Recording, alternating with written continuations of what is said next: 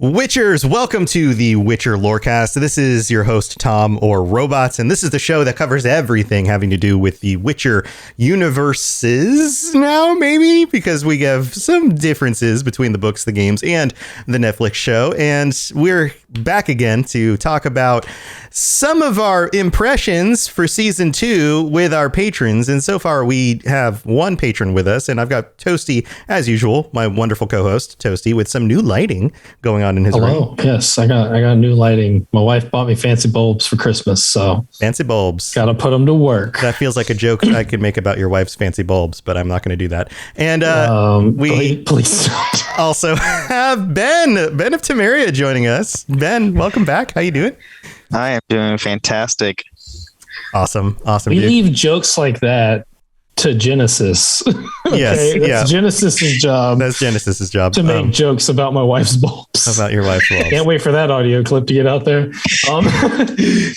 Yeah, there we go. So, but we have some other patrons, of course, that are supporters of the show, and they might be dropping in as they can. It's still very close to the holidays. This is the 27th as we record this on Monday night, and who knows, maybe they'll be dropping in as we continue our conversation tonight. But being as it is the end of December, this is our patron episode, and we decided that we would recap our impressions, our feelings about season 2 of the Netflix show with our patrons. And this is mostly an opportunity to dig into our patrons' feelings. So Ben right now, and we're going to dig into Ben's feelings, and Toasty and I will share some of our thoughts. But of course, we're going to get more and more into our impressions as we get through each of the episodes and continue that section of our show. So this is mostly to focus on Ben and get Ben's thoughts on this kind of thing and kind of, throw some questions out there and kind of bounce some ideas back and forth about that.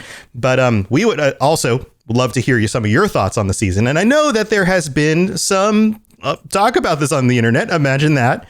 There's a lot of different people on the internet? having opinions about this. There's people with opinions on the internet. Amazing. It's crazy. Yeah. So wait, there's an internet. What? Yeah, we're on the path too much. We don't pay attention to the internet. Yeah, we're too busy fighting monsters. But that's actually not true. And real quick, one of the things that came up during the pre-show while we're sitting here getting everything prepped and talking with some of the people who hang out during the live show was Toasty made a comment that he has long hair, and wouldn't it be funny if he were to dye his hair white and go full Geralt of Rivia, and then that evolved into, wouldn't that be cool if we had a stretch goal for the Patreon? So we made it a thing. We have a new stretch goal for the Patreon. If we hit $250 on the Patreon, Toasty will go full Geralt of Rivia. He will be dyeing his hair white and shaving off his facial hair. And Toasty, I think I might not be able to distinguish you and Henry Cavill. I think maybe the two of you are identical. So, I mean, my ass isn't as nice as Henry Cavill's ass, but other than that, I can see that we're very similar as far as appearance goes. So I think he might do a few more squats than you do. Probably. He could probably squat 3 of me. Probably. To be honest with myself. Yes. So why don't we get into this? There has been some falling out among the Gatekeeper super fans, let's just call them that, the people who and why don't I frame it this way, because I think that we probably have to set some let's just frame everything up a little bit. This happens in every fandom. There are the people who say the book is the source, the book is right, everything else is wrong. If you take the book as the source and you turn it into any other media and it differs in any way, it is always wrong, right? There's that far, far extreme. And then there's the spectrum that moves out from that extreme, right? There's the spectrum that kind of moves a little bit in and says the book is the source, and as long as it is spiritually similar enough to the book, then that's fine. And then there's people who move out from that and go, well, the book is the source, and as long as it's still pretty good and entertaining, then that's fine. And then there's people who are just like, I just want to enjoy the show. And it doesn't matter if it matches the book or not, right? And then there's the whole other side that's just like, I never even knew there was a book. What's a Witcher? I just like hunky guys that fight monsters, right? And like you have everybody in between, right? And the far left side is very upset because season 2 has taken a lot of freedoms with the story, and this wasn't a surprise to us because we saw some of those freedoms being taken to season 1, and Toasty and I talked about it. This is like, and even in the Nightmare of the Wolf, we made a lot of comments about like, this is now the Netflix, it's just like Marvel doing with the movies. This is the Netflix version of the world. This is the Netflix version of The Witcher, right? That's why we've been using the phrase on this podcast, the Witcher cinematic universe. That is what this is and has become at this point. Right. The media differs from the original source of media. Right. A lot of the time, guys. Right. And if you haven't been able to tell yet, like Toasty and I are kind of in the middle. We're in the, as long as it's connected spiritually enough to the original source, but still gives us a good story. I'm generally excited to have like, hey, this is an interesting story, and maybe they take the characters in a slightly different direction, but as long as it's still connected enough to the original source. Now, here's my question, Ben. Where do you fit on this spectrum? I would say definitely in the middle with with you guys. It's just the same thing, like you said, with Marvel. I love Marvel comics. Mm-hmm. There's over 1,000 different versions of Spider-Man, for crying out loud. Right. I mean, right. As long as everything, yes, they all have their own unique twists. They have their own unique stories, but they all have very common grounds and still stay true to the original character. Right. I mean, season 2, I loved it. I love season 2. Yeah, I've read all the books. Yes, it diverged from it, from actually quite a bit from time to time. But that's how you have to make a show. You have to keep it entertaining for everybody because, I mean, it's spoilers for the books. Blood of Elves, there's a lot of politics. A lot of politics in Blood of Elves. The Witcher books are very wordy. Yeah. And I'm not saying that in the sense of like the book, it's a book, so there's words in it. I'm meaning like they talk a lot. There's a lot of dialogue about a lot of different things, not much action. And a lot of the dialogue doesn't even need to be in the book. Yes. So, I mean, when you're making a show, you have to keep it interesting for the audience. I mean, yeah, they added a lot more monsters in this season. They have to diverge from it to make it interesting for just the average watcher who's, I mean, not a Witcher fan or who never read the books or the games. So, right. I think it did perfectly well. I loved it. So what you're saying is, if they had stayed too true to the books, then we would have gotten a show that was much more like, say, Star Trek: The Next Generation, than more than likely than a more modern, like actual, like action focused adventure kind of series. Because, and to anybody who hasn't watched Star Trek: The Next Generation, that show was very heady. It was very light on action. It was very rare that like the team actually like went down to the surface and actually fought any enemies. It was all about dialogue and contemplating the, what was going to happen if we took these actions, and lots of conversation. Like Star Trek The Next Generation was true to the science fiction like genre, to where like Blood of Elves, I mean, and Witcher in general in the books is very true to the fantasy tropes. Like there's a lot of words, there's like very wordy, but I mean, you can't do that in a show because then people just won't watch it. It's very true to like a political, what's the right word for this? There's a lot of political intrigue. There's a lot of character development. There's a lot of interplay between the characters, and like, what's Dijkstra doing behind the scenes, and what is this person doing, and how are they connected to this person? How are they connected to this person? And almost on a level of like the behind the scenes Game of Thrones type of stuff. Would you agree with that? Because at one point during the season, I leaned over to my wife and I was like, this is like, I think this is filling a gap that Game of Thrones, the people who liked Game of Thrones have been missing since Game of Thrones kind of went, but it's like a Game of Thrones light kind of thing, because they're not focusing on the density it's there, it's underneath the surface, but they're not focusing on the density of the political intrigue to the level that Game of Thrones did. I mean, Witcher was never really about the whole political scene anyway. It's about Geralt, Yen, and Ciri. Right, and that's what they've done is they're spending less time on all that the politics underneath it. They're kind of nodding to it, like we're with the reveals of like, oh, these are the characters moving this stuff underneath, but but like you're saying, they're focusing more on who is Ciri, what is actually going on, why does Geralt care so much, why does Yen care so much, why does this actually matter for the fate of the world, what does her blood have to do with it? Like, that's the stuff that they're trying to focus in on because they know that's the stuff that's going to keep the audience coming back.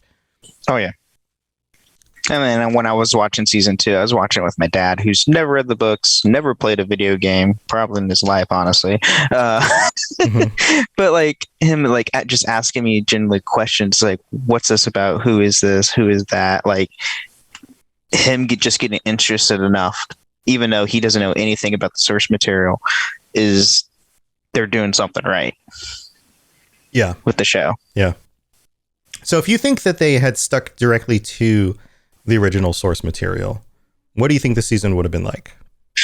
A lot more, a lot less actiony, honestly. Probably dealing with, if I remember correctly, I think it was like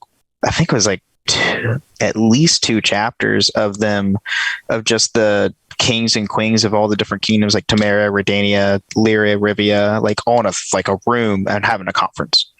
Yeah, it was like 1 or 2 chapters, like the scene at Elrond's in Lord of the Rings. Yeah. Right. Like that is like the longest chapter in the book. Right. Yeah, and I don't think they would really progress well enough with the audience to keep people like engaged with the show if they kept it with the books. I mean, and I saw your tweet about it and I commented on it. Like nothing gets translated directly from book to show, like 1 for 1. Things are going to change. And it has to change because it's a completely different media that they have to keep they have a much broader audience that they deal with. So they have to change it up to, keep it fun. Right. I would also say that Switch in Bed says, if I sign up on Patreon right now, can I join the chat? Yes. Yeah, go for it. You can absolutely. Yeah, you're welcome to. She just wants to jump right in. Amazing. Yes, do it. Yeah, go for it. The link is in the Patreon chat. So you know where it is and you're welcome to just jump right in. So what was I going to say? The way you ingest media is different according to the media as well. So, and it also has to do with the means by which you are consuming that media. When you sit down to read a book, you are sitting down to consume media in a very relaxed manner, and you're sitting down to consume it in a time where you are ready to be relaxed and sit for whatever period of time you want in that moment, whether that's 30 minutes before you fall asleep, or it's on a Sunday afternoon and you just want to read for 4 hours, or it's on a plane flight. Like when you're sitting down to read a book, it is at your convenience. When you're sitting down to watch an episode of a show, you are sitting down and you are committing to whatever amount of time is in that episode. It is for a bulk of time and for a specific amount. It is rare that you would sit down and say, I'm only going to watch half of this episode right now, right? Like, we don't do that. Usually we don't commit to sitting down and turning on an episode unless we can complete at least one episode, right? No, that's impossible in this age anyway. We just binge everything. Right. And so if you are going to binge things, then usually you will binge X number of episodes, but you will get to the end of an episode and then you will stop. And then like we consume things in a certain method is my point. And when we are watching things with our eyes and our ears, we are engaged in a way that is different than when we're reading words. And when we're reading words, we're engaged with our imaginations. We're engaged in our minds in a different way than when we're watching with our eyes and our ears. And media has also evolved differently than books have. Books, it's a much slower relaxed process. When we're watching a show, we want to be engaged very quickly. This is the difference between watching an action movie from today and watching an action movie from 30 years ago. It's rare to have a scene where there's not a cut in less than 2 seconds. Like, there's just, everything is fast. Everything is fast. Things move quickly. People talk quickly. And when a scene draws out more slowly, it does so on purpose. Like, all of that is intentional. And to take that and to draw it out and change the tone of that to make it more like a book doesn't work.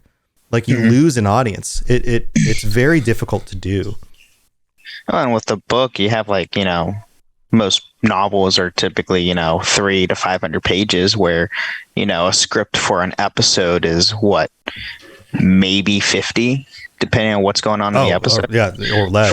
And you have like only 40 to an hour like film time compared to like a book. Right.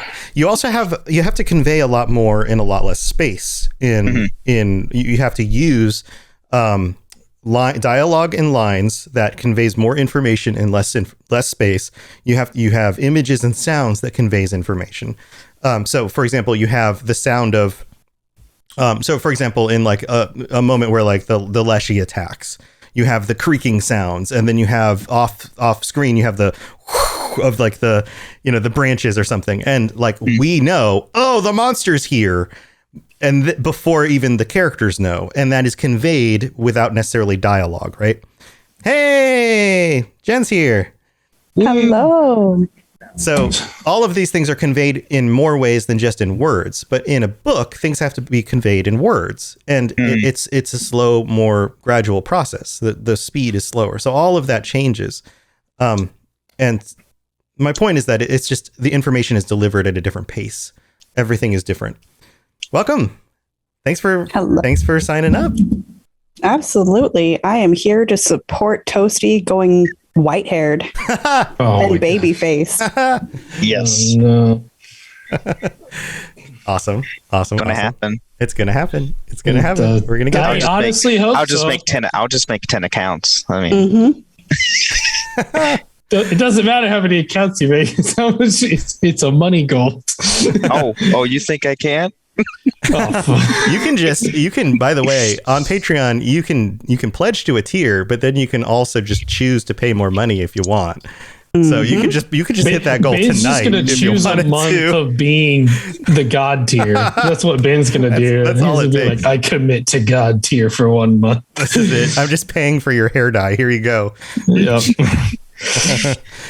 But Jen, so what do you think so far? What do you think about this whole, like, we're talking about this spectrum, like the fan spectrum, and from the left, let's call it the right side. The right side is like, hey, if it's not exactly like the original source material, then it's just wrong. And then there's gradients over, right? And in the middle is like, as long as it's pretty accurate but still entertaining, it's fine. And then the left side is like, I don't know, I just want swords and fighting, entertain me. Like, I am absolutely in the tier of, I like a series to be based off of the source material. I don't need to follow it exactly. I've already read the books. I know what happens in the books. I've already played the games. I already know what happened in the games. Show me something that maybe could be interpreted differently, or show it to me in a light that I didn't think of. Because if I'm watching a direct book to scene adaptation, I don't think I'd enjoy it as much. Yeah. What do you think about the fact that even though we have all of the words in the books, that even that takes the lens of the reader, creating it into something else that you're never going to get an objective one-to-one anyway? Do you think that it's possible to get an objective one-to-one? Like, you still have to translate it through somebody's brain. Like, you're still going to get an interpretation. Do you think it's even possible to get an objective? No, I don't think that you can go exactly one-to-one. The only time that I could think of is that somebody did a movie remake of another movie, and it was a complete frame by frame remake. And it's like, why would I even want to watch this? I watched the original and now you're just new actors in the movie, not even new scenes, new anything. Trying to act like the original actors. Like, but even that would be them interpreting the acting of the original actors and doing it themselves. Like, it's still going to be different. Yeah. Like, everything has to be translated. Like, this is one of those concepts of philosophy, is that everything is seen through a lens. Like, we all, like, inadvertently, like, this is like, we just see things through a lens. We're all, everybody, we all, like if I say a statement to you, you're going to color that through your understanding of me, through what you think my intentions are, through your positive or negative feelings about me. Any of those things are going to color your interpretation of the thing I say. Mm-hmm. So if you read a line in a book and a character says that line, your interpretation of that line and what that character says will be your interpretation of that line. And it may not be what the author meant, but it doesn't necessarily matter because that's how you experience that book. Now, whose job is it to take that interpretation of the book and translate that to the show? Well, it's the showrunner and the writer's jobs, right? But if your interpretation is different than their interpretation, that doesn't mean they're wrong. That just means that you had a different interpretation, right? But like, you know, like, now there are definitely things that can be factually different, right? And those are like, did they go to this location at this point in time? Yes or no? Those are factually different things. But there are definitely gradients in this. I don't know. I think that there's a lot of gray. And I think some people are going to say, yeah, but Tom, this thing happened in the book and it never did happen in this other story, or this thing happened in the story and it never did happen in the book. That's not what I'm talking about. What I'm talking about is like you, even if you were to get all of the factual things the same, you would still have variations of interpretation for the non-factual stuff.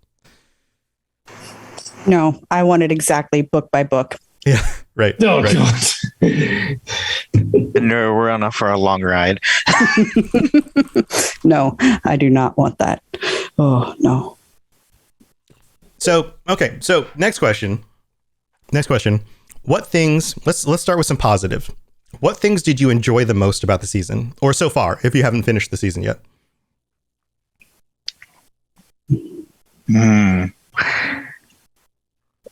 Honestly, I liked the diversion from the books. I really did, because it kept me on my toes. Mm-hmm. It's kind of exciting to not know what's going to happen next. Exactly. Like they started doing all these twists. It's like, oh my God, this is in the books. Now, like, I don't know what's going to happen now. Like, oh my God. And I did like the first episode. I know you guys already went over it. Like, the grain of truth, it is obviously completely different from the one. And was it grain of truth was in what? Sword of Destiny? Yes. All right. Yeah, I think so. Yes. Okay. And which obviously Siri wasn't in there. She wasn't even born yet. And then I was honestly mostly shocked that they actually did the truth bomb at the end. And then Geralt kind of like, no, screw yourself. And then like leaves. I was like, oh, okay, cool. That's a better ending than the one in the book. Yeah. But yeah, I really liked the diversion of it and them taking their own twist with it and connecting the anime film to the season. And you know, we're going to get the prequel the next year with the, you know, new anime season or new anime movie whenever that drops. Mm-hmm. Yeah, I liked in that first episode the fact that Siri was there and the monster came out and spoke to her, because I was like, what's going to happen? Like, I don't know, because this doesn't happen in the books. Like, what does she want with her? By the way, the fun fact with the season, the first episode with the Bruxa, you know how her jaw just like open, that's all practical effect. Yeah. None of it CGI. It was all practical. It was like, okay, that's cool. Yeah. And like the villain, he was all practical too. And I was like, yeah, they got a bigger budget. This is going to go good. Yeah, that was cool. What about you, Jen? I like that I get to hear Geralt talk more. I mean, that voice. the scruffy voice. The scruffy voice. I just liked more emotion, Geralt. Mm-hmm. Oh my God, the look on his face when Tasaya told him about Yen, I was like, oh my God. I was like, what? His acting was so much higher standard than season 1. Oh my God. Well, he had more range, like by nature of the role and what happens in the episodes. Like in season 1, he was gruff dude doing gruff stuff, trying not to care about things. In this season, he had to be Daddy Geralt, and he felt like the girl that he really cared about was dead, and then found out there was more to it than that. So yeah, like, yeah, he got to do more stuff. I think that visually it looks more Witcher to me. I don't know. What do you mean by that? Like specifically? Hair, makeup, wardrobe redesigns, things like that it looks more like my Geralt. I don't know. What do you think about Ciri and Yennefer and their wardrobes and their hair and Triss? Because those all changed too. Did you notice the changes?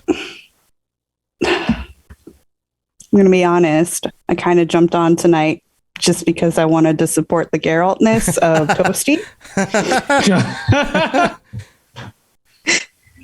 That's awesome. So I can preface this with some info if this will help trigger some thoughts on it. Tom, I'm trying to say I haven't watched it yet. You've watched any of it. You haven't watched any of it? Oh no. Okay. I'm currently reading an article on Forbes to see what people are saying about it. Watch the trailer. You've watched the trailer. No. You've seen the trailer. You've seen the trailers. What about in chat says that they like that Ciri has eyebrows. She has eyebrows now. Yes. So like the hairstyles and some of the clothing were actually for the women were actually inspired more by the games this season. Did you notice that? Definitely with Triss too. Yeah, with Triss, especially her hair color. Ciri's hair, change it to more of a red. Ciri's hair, the way it comes down on the sides and is braided and falls back, looks more like Ciri from the game. Is it just me, or did they make her hair more ashen this season? Maybe. To me, it looked like a lot lighter, much more white than like first season 1 to me. Season 1, she was like more of a blonde. It's like, okay, cool. And then this season, she's like, oh, ashen hair. That actually looks like ashen hair. I think it was just because, her hair was darker. It definitely looked darker. But it also, most of the season, she was running around with mud in her hair. So that's true. Yeah. She did have like a whole 3 episodes of just like mud hair girl. More than 3 episodes. Yeah, maybe more than that. Yeah. All right. Well, cool. Hey, tell you what, we're gonna thank our patrons. We're gonna give Jen a little bit more time to research. We'll be right back. Very well. Let us get this over with. Something has infested my vineyard.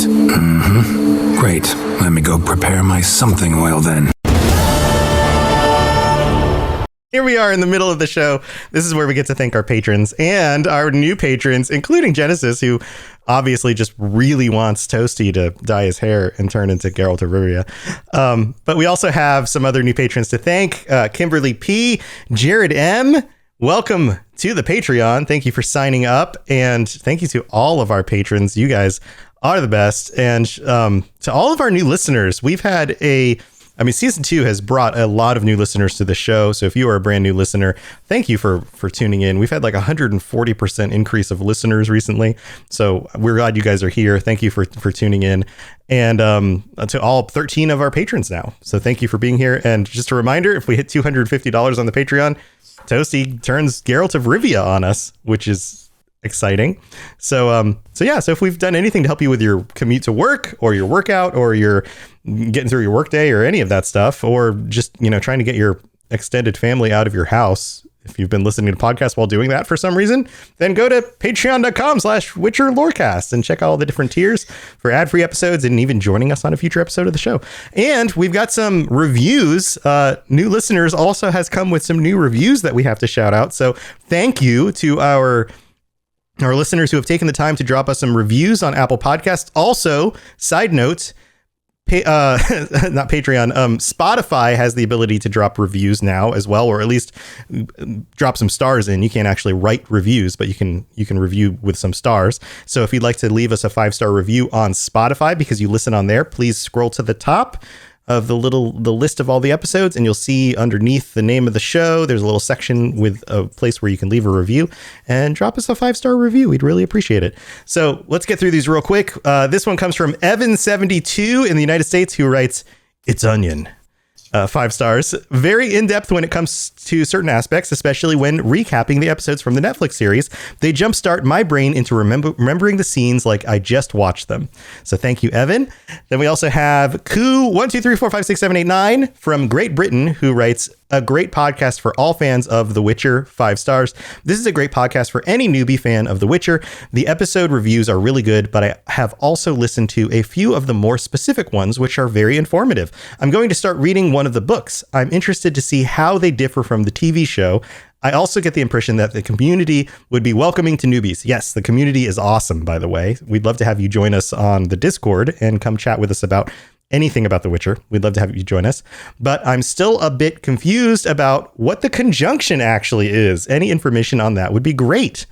Maybe we should listen to our first episode. Yeah, we talk about it on the first episode, but it is a kind of mind-boggling thing. So maybe we'll get into a little bit more of the whole like wacky, weird stuff in the Witcher world once we get through all these episodes.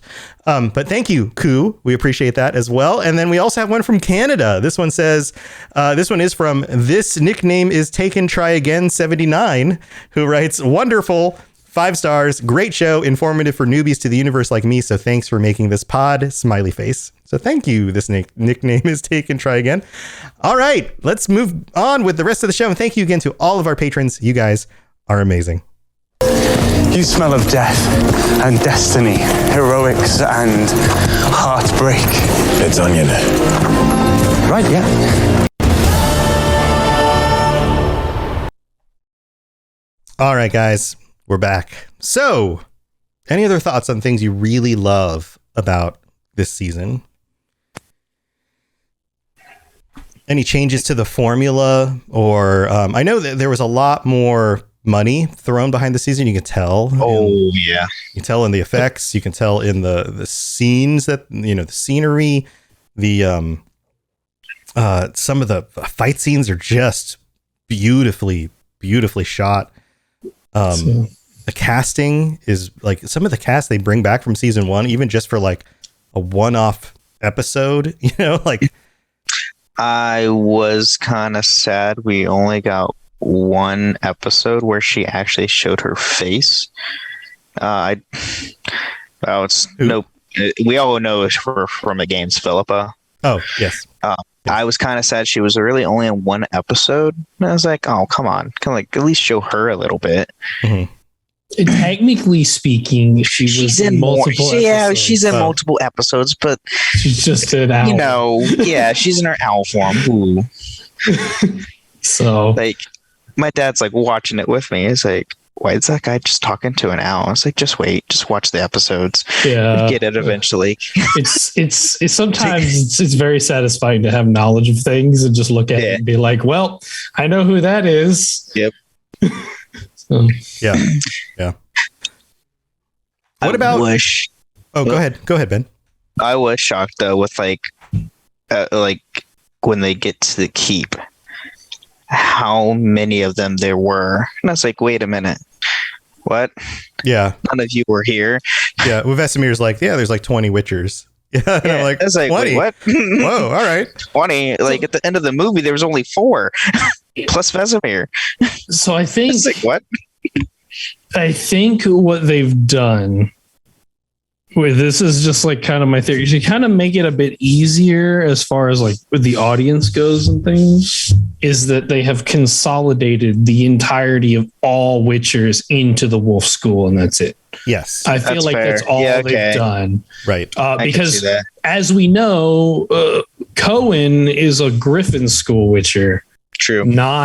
But he's a wolf. He has the wolf medallion. That's why I was like thrown off for the longest time when we were doing like that trailer breakdown, because I thought that was someone else. And I was like, well, Oh, that actually is Cohen. And he has a wolf medallion. So he's just one of the wolf school witchers. So yeah, I don't know if honestly, like going forward, I don't know if they'll even talk about the other schools at this point. I'm sure they will. I don't think they will. I don't think for this show they will. I don't think. Yeah. I think maybe in future shows they will, in order to expand the universe a bit. But for the simplicity of this narrative, Witchers are from the Wolf School, and that's it. And it's again for simplicity of narrative. It's not. They don't want to They don't want the complexity to get too crazy. That's fair. You know, like if you are a sorcerer, then you are part of the Brotherhood of Sorcerers. Right now, that's it. And if you're not part of the Brotherhood of Sorcerers, then you're either an elf, maybe. There's not many of those. Or you're a rogue sorcerer. Like that's like they're keeping the lines very separated, right? And I think Toasty, I think you're right. Basically, if you are a Witcher, then you are part of this school of Witchers, and that's it. And this school of Witchers no longer can make Witchers, and that was everybody who can make Witchers was part of this school, and they got attacked, and they lost the ability to do it. Story's that simple. That's it. And that raises the stakes. That way, there's no conflicted information about like, well, what about this school of Witchers? Are they making Witchers? Or what about this school of Witchers? What about them? You know, there's just not that complexity in that for this series. And I think that keeps it simpler for people because, because the main focus of the show isn't like, oh, well, what if Geralt is out in the, on the path and comes across this other Witcher? Like, that's not the point of the show. The point of the show is focused in on these three characters and what is the relation to Ciri specifically, and where is her story going? And are the wrong people going to get a hold of her, and is it going to destroy the world, or are Geralt and Yennefer going to end up doing what they need to do with her in order to keep the world from ending, for whatever that means? And this season also opens up and shows us, oh, by the way, there's more to monsters than just monsters. There's also like freaking scary demons and things from the other spheres out there that are way more dangerous and powerful than anything we've seen before. Hold on to your butts. I was honestly kind of shocked that they showed that.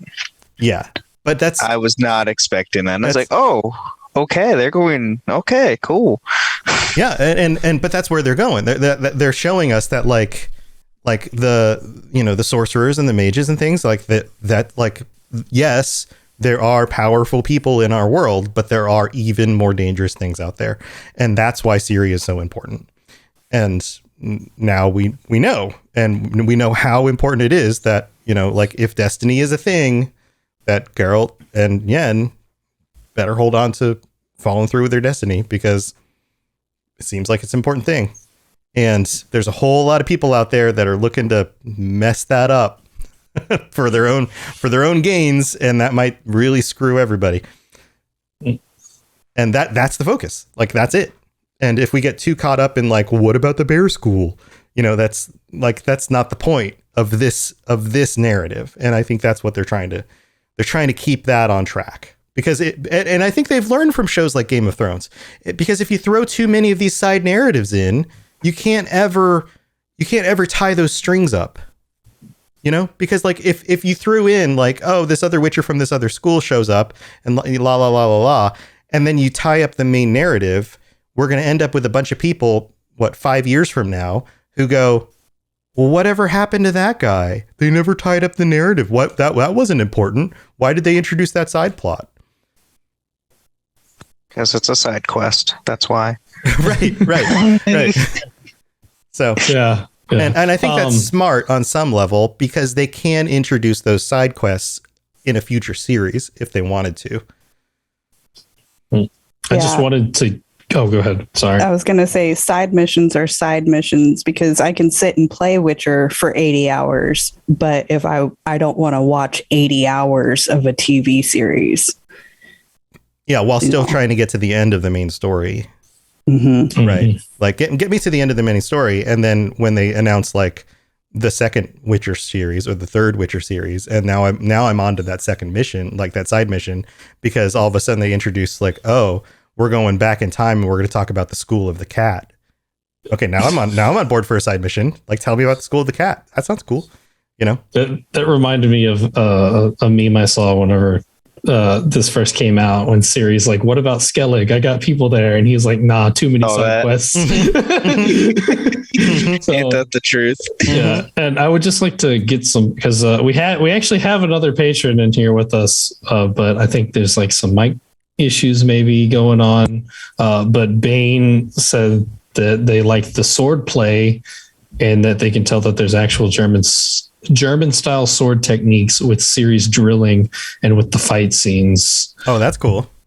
Yeah, I'm not an expert in swordplay by any means, so that is really cool. Yeah, glad you could join us too. By the way, I'm going to try and put that chat on screen. There we go, so we can see it. Yeah, I'm sorry you're having mic issues. We're having some technology problems with that. But yeah, feel free to post stuff in there and we'll try to read it out. So what else, anything else that really stood out? Like, what about the other Witchers? Did you like how they handled the other Witchers? Did you feel like that was okay? Like, one of the big sticking points was, Eskel. Yeah, that was my only stickler, honestly, with all the Witchers, was Eskel and how he was kind of, a complete a-hole the entire time. Yeah, I mean, he does show up kind of wounded, like he's just kind of wounded and pissed off, and he's just kind of like, they made Eskel Lambert, and I was very confused. You did.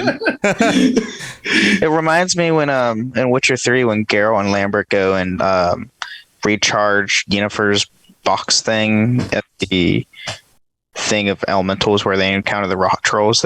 You're taking the boat and Geralt's like, I know a poem. Eskel or Lambert, what a prick. That's it. It's like that's straight up Eskel the entire episode, and I was like, wow, yeah. Yeah, that was very interesting. It was a very interesting approach that they went there. Which I guess it's good that they portrayed him like that, because I mean, with what happens, you kind of want it to happen. So yeah, I felt like that was a little bit, I don't know.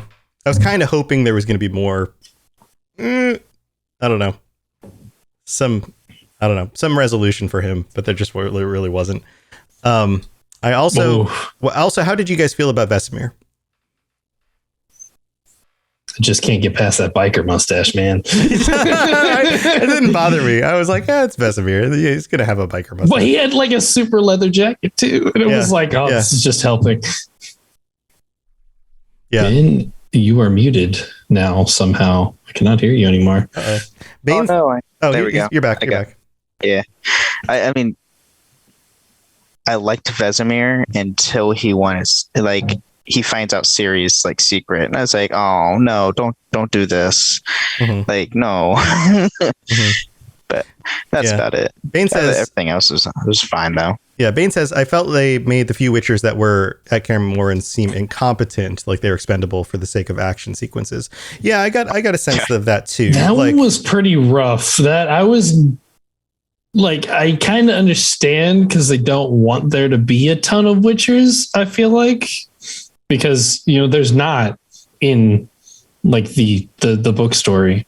Like we're down to like Eskel, Lambert, Cohen, Vesemir, and Geralt. That's it. And they needed to show how dangerous some of the monsters were. So they needed to show that like some of those monsters actually are going to kill Witchers. They weren't though. For Geralt, at least. Yeah, Geralt is good, but he's not that good. That's what they were showing though. They were like, no, Geralt's like freaking head and shoulders above the other Witchers. Is basically what they were showing. Like they say, oh, these are new variants. We haven't seen these before. Mm-hmm. I was like, wait, he what? Murders them. And he just straight up murders them without any like preparations. I was like, really? Yeah. What? I have at least to like make an oil. I had a fun fact about one of those Witchers, by the way. Like, I'm pretty sure he was an Easter egg. So one of the Witchers, I think it was the black guy, Gawain. with the face like kind of melted up. Yeah. So no. I thought that was Cohen who had. That was Cohen. Yeah, you're right. Yeah, you're right. There was like another guy. I don't think he said a single word the entire time. Yeah. But his name was Gawain. And I'm pretty sure that they're not going to go into this at all with how much they've differentiated. But in the books, so big spoiler for the books for anyone that hasn't read them. Sorry. Ciri ends up teleporting into Camelot and meeting Sir Gawain of the Round Table. And I'm pretty sure they're not going to touch that at all. Probably for not. Like, I don't know like if there's copyright issues maybe? Around there, but or the audience is just going to go, "What? This is cheesy. Why would they do this?" Right? Yeah, they're going to think that like the showrunners made that up. No, that's like a legit thing. I'm pretty sure that's just a nod to Sir Gawain that she's probably never going to meet. So they're like, we're just going to take him and we'll make him a Witcher. He'll be fine. So that makes sense. There's so many Easter eggs, though. Oh my gosh! Oh, Did you guys catch the wolf medallion on the tree? Yeah. The one that looks like the game. Yeah. Dude, behind your shoulder. The one behind my shoulder. Yep, the front facing one rather than the side facing ones that they wear. Yeah, that was in there.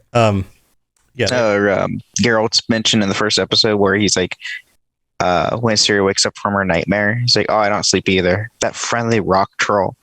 And I was like, "Oh my gosh, that could be so many different references from the game." I was imagining the one in the fort. Let's just sing songs because that dude was so right outside of Oxenford where you had to like paint the birdie. Yes. That's the one I thought of immediately. I was like, "Oh, that dude's so good."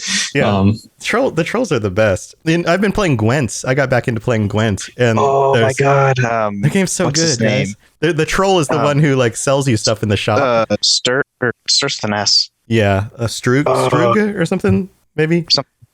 I forget. But he's the one who sells you the crates with all the cards in them, and then whenever you open the crates, he says goods for you, or like troll and human friend, or whatever. I don't know. He just says stuff, and then he squishes the barrel, and the cards all come out. I just love that your voices blend together because that's your super mutant voice too. Yeah, they're basically the same voice. they're all the same. Were you gonna say something, Genesis? I know you. No? Okay. Oh, no, I did unmute because it was like the troll missions were some of my favorites. They're just cute and fun to talk to unless you have to fight them. And then it's not so much fun. No. Yeah, there's very few where you actually are made to kill rock trolls. I'm pretty sure that you can fight them all.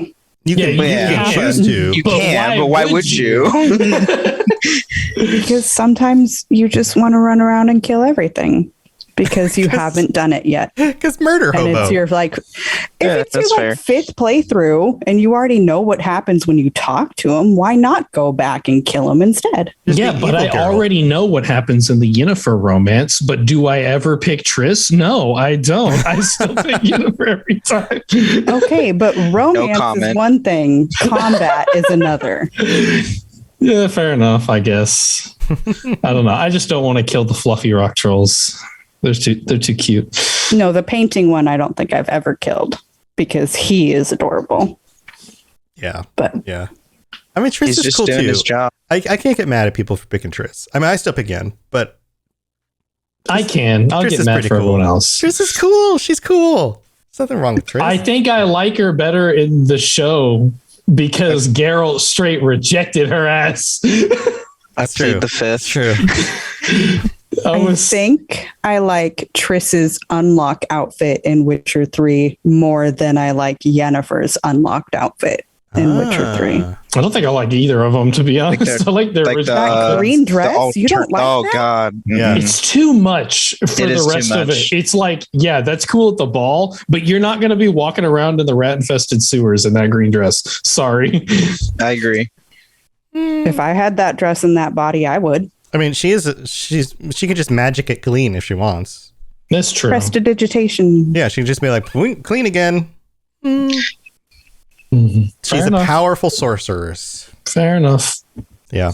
All right, so back to the show. What things would you have changed? What things would you have made different? Oh, what are you laughing about? Sorry, it's just the chat. I'm laughing. Bane.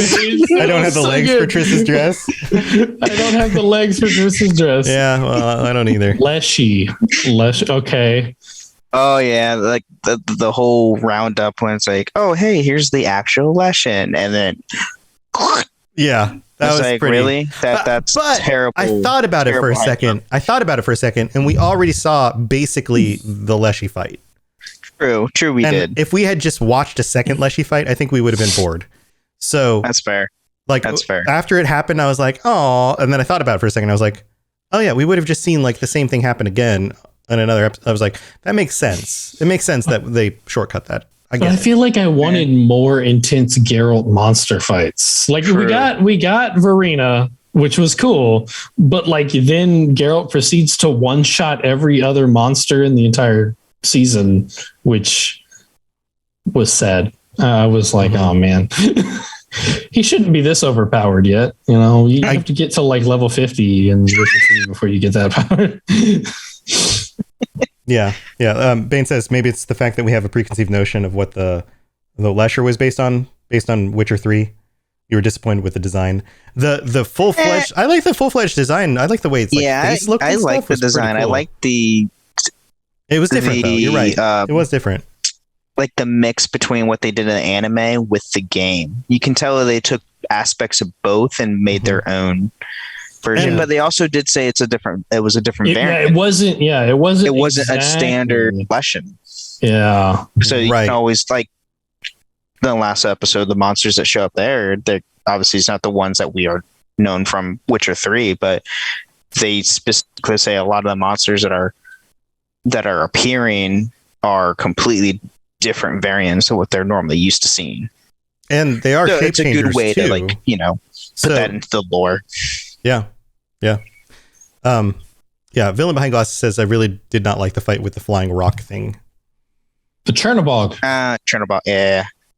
Yeah, I mean that thing was like massive and scary looking, and then it was like it was like dead now. One shot. With no swords either. No. He had a knife. Yeah. One of the big complaints was that I've read online is Geralt from the book would never have used Ciri as bait. Was one of the big sticking points online. How do you feel about that? Yeah, I can see that from the book standpoint. He never subjected her to danger. Like, do you think that was it's a mix of the game? But I think it's also that was a moment of him saying. Do you think that was a moment of him saying, "You've shown that you are willing to take risks. You've shown that you're brave, and you've trained enough at this point that I trust you to be able to handle yourself in this situation"? Oh yeah. Just imagine, because I mean, my first thought whenever he did that was just thinking back to The Witcher 3, where everything that he does to try and build her confidence in the thing, like you have to let her handle some of the stuff on her own. Right. And he knew he was there.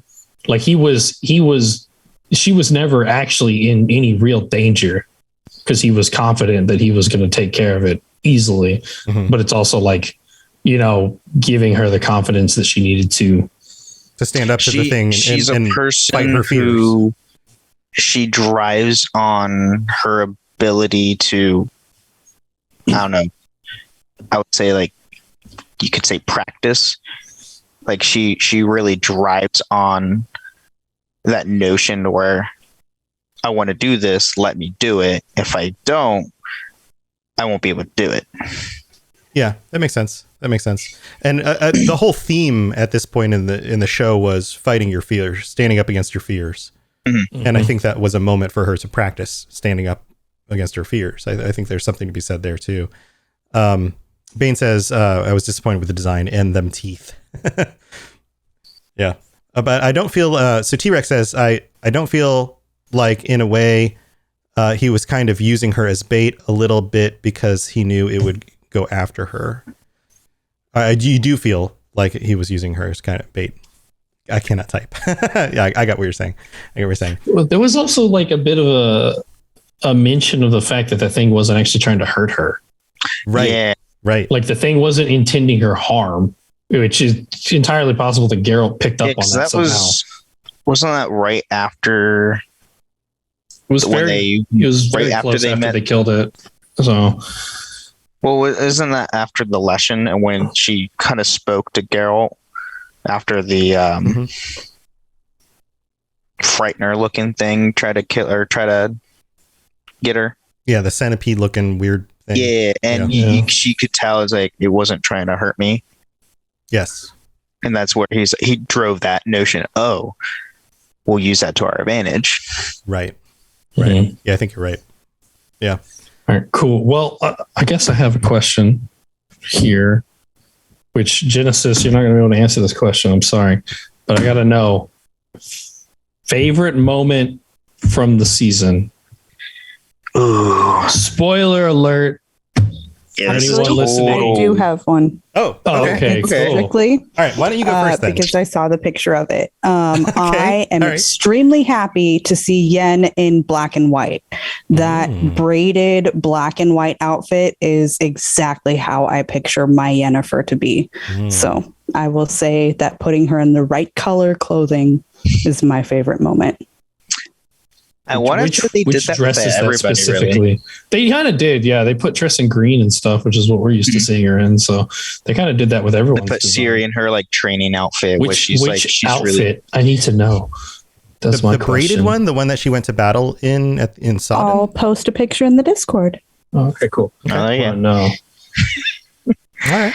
If it's the one with the shoulders showing up, I don't know. The bathing outfit, that one. I guess that's the it's like barely outfit. Holding on to her, like that one. Yeah, that was definitely part of it. Yeah. Oh gosh, favorite moment. Ooh, I mean, honestly, my favorite moment of the show, and this is like heavy spoilers, is probably the last scene after the final battle. Yeah, what Bane said in the chat. Spoilers! If you don't want spoilers for the final episode, stop listening right now. Yes. Like skip ahead like a minute. Totally the Wild Hunt. Like that was like probably my favorite moment. It's like, oh my God, they're bringing them in like this early. And I did read an article. They're saying like they're basically going to be like the Thanos level threat. Oh yeah. Basically to the Witcher universe. And it's like, oh, they're going to do a lot more with them. This is going to be awesome. And I think they're supposed to be in the prequel series. I mean, like we're supposed to see like Aridin, I think was cast already. Yeah. For the prequel. And I was like, ooh, I'm excited. Yeah. Oh, okay. So the Battle of Sodden outfit, I think. Yeah. The one that it's all dirty. Oh yeah. Right. With the braids and yeah. Yeah, I feel like they did really put everybody in the right color schemes this season. Yeah. Toasty, what do you think? What was your favorite moment? Was my favorite moment? Yeah. Oh, okay. I think Bane here. I'm assuming this is your favorite moment here. Oh, let's ask Bane. Yeah, Bane. Yeah, I think Bane has posted was the Wild Hunt moment. Or I think he was calling out the moment that Ben was talking about. But okay. Confirm it. Bane, you can confirm what your favorite moment was as well. I just saw hands down. That normally hands down. Okay, hands down. Wild Hunt is your favorite moment as well. Yeah, I think you're right. You're right then. Toasty, what do you think? What is your favorite moment? My favorite moment. Oh man, I think because I still really liked the first episode. So this is a really good episode. I think my favorite moment was in the 7th episode, which is really weird, but when Geralt turns his sword on Yennefer. Ah. Ooh. That was because that was like one of the most unexpected things I was seeing. Like he made the decision of who he cared about more in that moment, is he was like, you're putting her at risk here. Ooh. That got me because I was not expecting it at all. That was probably the most unexpected moment for the season for me. So just his face saying it's like she's mine. Just like total. They're really tugging like him being the father figure to Siri, and Siri acknowledging it like right off the bat. It's like he's the father I never had. It's like, oh my gosh, they're doing it like so quick. They're doing this great. Right. And you also saw a difference in Yen too. Like you saw a very, by the end of the season, you saw a very, like, for the first time, I think you got this sense of like her feeling like she went too far, her apologizing, genuinely saying like, I'm sorry. Like you're right. I did something wrong. I messed up. Like she was apologetic. You get that sincerity from her for the first time. For the first time, she felt like the world had screwed her over so much and was on such a power trip for so long. And then by the end of the season, she finally starts to take a step back. And she had, and has been weak this entire season. Like lost her, her chaos and all of that. But then even after all of that stuff, finally getting her power back, feeling like she's been screwed over all that time, like steps back and goes and feels and realizes that she totally screwed Geralt over and that she totally was going to do something terrible and that Ciri is more important than she realized. And she's got her tail between her legs and she's like, I messed up. Like she legitimately like is reacting the right way in that situation, and she's not too proud to admit it. And I think that's a really important thing for her character to go through, because it's the step in her redemption arc. Every character this season was more vulnerable, and I've absolutely loved it. Yeah, and the acting was perfect. Oh yeah, I think all of that stuff was great. My favorite moment I think there are two really good moments that haven't been mentioned yet. One, Jaskier's new song about being upset with Geralt is brilliant. Burn, butcher, burn. I already downloaded the entire soundtrack for season 2. I love that. And I also again realized how much I like his voice. He's got a great voice. And the fact that he's like singing to all these people, talking so much crap about it too. And I was like, God, he's a good singer. He's a great singer. He's got such good range. And that song, he's so passionately upset with Geralt in front of all the audience that knows nothing about why he's upset. I love it. And then the scene where Fire Dude shows up with all his boys and Geralt doesn't have a weapon on him. He doesn't have his armor, and he just disarms everybody and just wrecks the place. Is just so good. That fight. That's another good thing I'm really liking there. Like the use of signs. Oh yeah. The use of the signs this season. He used I think all but Jurden was the only one he didn't use. He used it against the fight against Eskel. He locked the room. Oh, Jurden, so okay, he couldn't escape. Oh, so then he used all 5 in the season. Okay. And so it was, the signs usage has been on fire this season. Yes, literally sometimes. They were like, your budget's like tripled for this season. Use it. No, it was good. Here's more budget for season 3. The way they used Igni was sick. Like making the blade heat up. Like, that was so good. It's so smart though. Oh, it was so good. Yeah, no, it was. Oh man, it's funny too. My dad straight up was like, "Wouldn't that like damage his sword?" He's like, "Nah, Dad. Like his sword has runes on it. It's fine." I think his sword's enchanted. Yeah. I think the another part. It's a small moment, I think, but at the end of episode 2, when Geralt's like talking to Ciri as he's about to start training her. Like I feel like that moment hit really hit home for me, just because of like it really, like, we've seen him trying to like kind of protect her this whole time. Like he even tells Novellen, like, I'm going to keep her safe. I'm going to make sure no one harms her. And he's made this transition of like, maybe I can't do that entirely myself. I need to let you learn how to protect yourself too. Mm-hmm. And so when he makes that transition and just the little scene of them doing the sword poses after, it was so beautiful. Yeah. It was so beautiful. Oh God, this season was great. Yeah. And now we have to wait 2 years for the next season. Oh man. Right. Also, hopefully it's not 2 years. Hopefully that was a pandemic hopefully it's thing. not 2 years. Small shout out on the music being like insane. Everything was leveled up this season, but the music was, man, crazy. Yeah. Great stuff, guys. Well, I think that does it for this episode. We're getting to the end here. Bane, do you have anything else you want to share? I mean, he's talking about the comedic timing of Eskel, I think. And he's typing as quickly as he can to chime in with some other stuff. It's up on the screen too, so people can see it. Typing hard. Typing hard. Yeah. Yeah. Feel free to share any last thoughts and how people can reach out to you while we wrap up some stuff as well. Genesis, thank you for joining us. Thank you for your support for turning Toasty into Geralt. We appreciate that. Appreciate it. Yeah, we look forward to having you join us next month as well, if you'd like, and talking more Witcher with us. And anything you want to share? Anything else you want? I know you got fun stuff going on. I do have some super fun stuff. In fact, a lot of why I was on tonight is that I was like, oh, you know what? I've been doing so much research on the Witcher 1 game recently that I'm thinking about replaying it. Oh, boy. Seeing if I can find a way to... I know. Gotta collect them trading cards.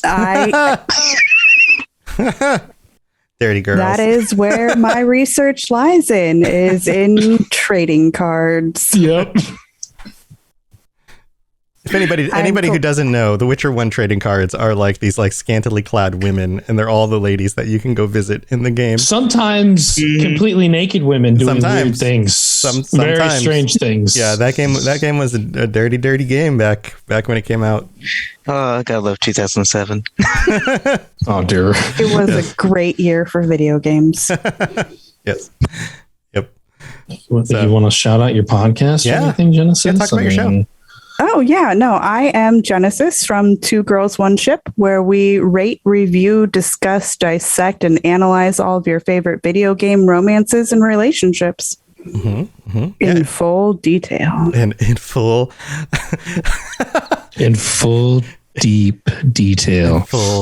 We do deep dives into all your favorite video game romances.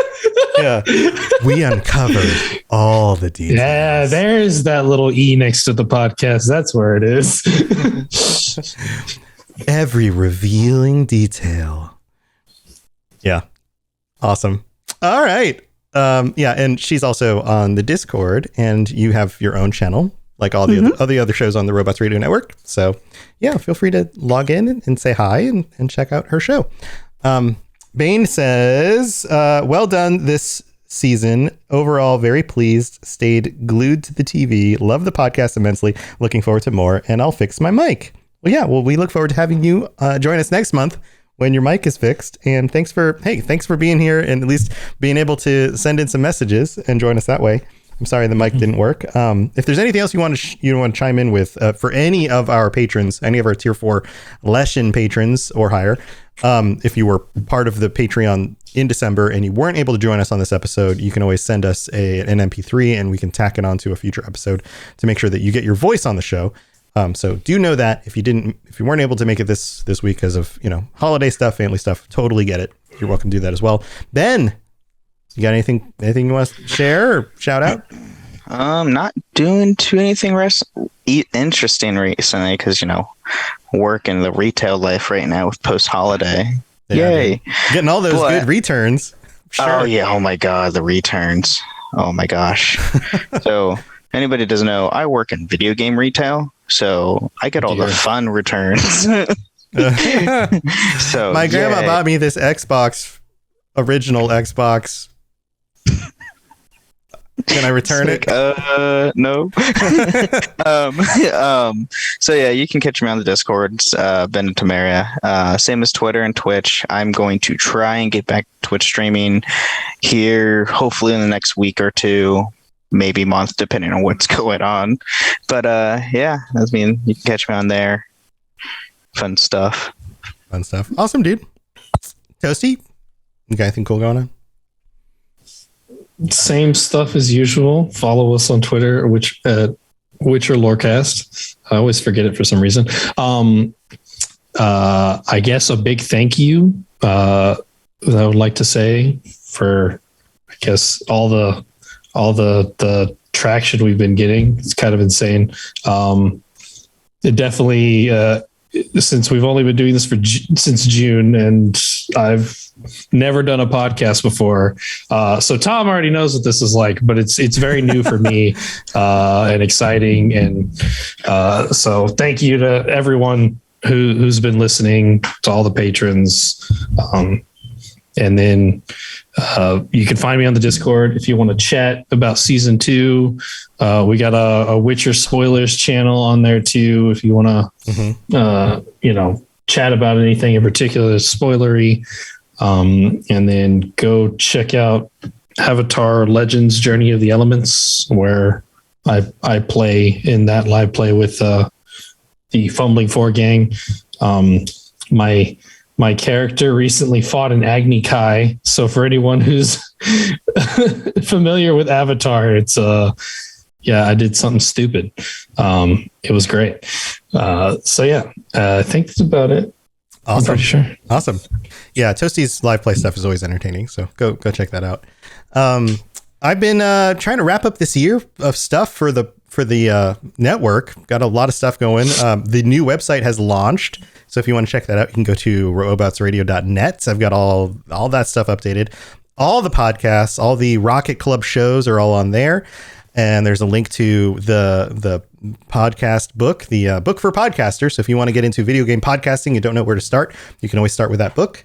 It is available for you guys to check out. And I've just been focusing on the new streams I've been doing over on the YouTube channel. That is the new focus, but I'm restreaming on everything now. So if you're watching currently, this is streaming on Twitch and YouTube and even on Twitter through what used to be Periscope. And the idea now is that I will be streaming as many evenings as I possibly can. So the idea is either you can tune in the evenings for podcasts, like Monday nights are this show, or on other nights when there isn't a podcast, I'll be playing games. So you guys always know that you can come hang out on twitch.tv/robotsradio or youtube.com/c/robotsradio. And I'll be playing games or podcasting about something. So it's a place that the community can always hang out. We can always have fun together. And I'm picked up some new games during the sales and stuff. So I'll be trying out some new stuff. So it'll be fun. And hopefully we can actually play some games together. So that's the other thing I want to do. I want to get more people playing games together and us doing that on stream. So that's the idea. So come join us and definitely look into some of the other shows on the network. We've got lots of awesome shows. And if you have any questions about creating content yourself or doing podcasting, I'd love to help you out with that as well. So come join us on the Robots Radio Discord. And that's what we got going on. Until next week, we'll be back and we are going to go piece by piece through the first episode. We gave you the first impressions last week, and next week we're going to be dissecting it and talking about some of the very specific differences and some of the specific details in the first episode. And we'll be back with you same time, same place. And until then, Toasty, stay safe on the path. All right, guys. We'll see you later. Bye, everybody. Thanks for tuning into the Witcher Lorecast. We'd love to hear about your experiences with the games and the books and the TV series and all your thoughts on everything. Please check out the Robots Radio Discord and follow us on Twitter at Witcher Lorecast. You've been listening to a Robots Radio podcast. Smart shows for interesting people. Check out all the shows at robotsradio.net.